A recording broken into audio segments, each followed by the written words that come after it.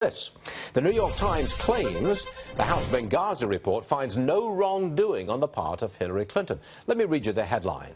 House Benghazi report finds no new evidence of wrongdoing by Hillary Clinton. Look who's here. Judge Andrew Napolitano is back. I am smiling because our very humorous and charming colleague Steve Ducey this morning, when he read that headline live on air, tweeted, "I'm Hillary Clinton and I approve of this message." That's funny.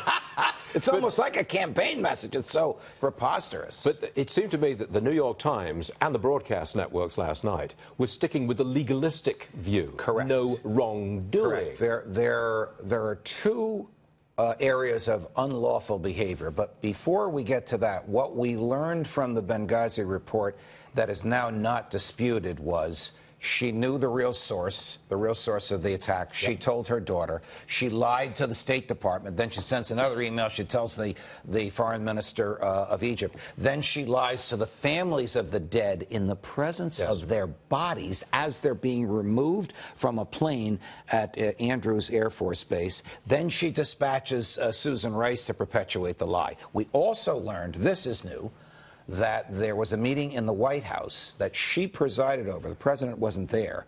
While the attack was going on, half the time at that meeting was spent on the PR. That was not saving lives or property. It was spin. Correct. They were cooking up the story that it was the video and not a terror attack. Correct. So it is now absolutely documented and undisputed that she acknowledged in private that it was an organized, heavy military, sophisticated al-Qaeda attack, but perpetuated the myth, the lie in public that it was a spontaneous reaction to the internet video.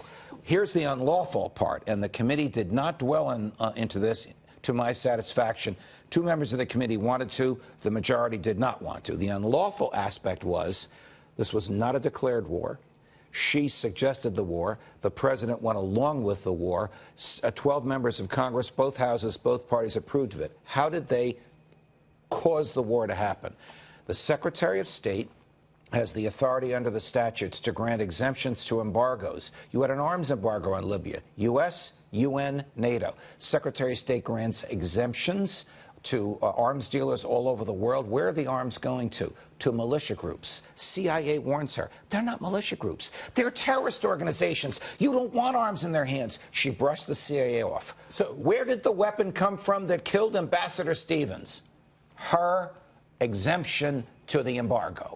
That's not known. And that wasn't covered in the Benghazi report. Correct. From the House. And I'm harshly critical of the committee for failing to cover it. Why did they fail to cover it? Because some members of Congress who are friends and colleagues of the members of the committee secretly signed off on this. Okay.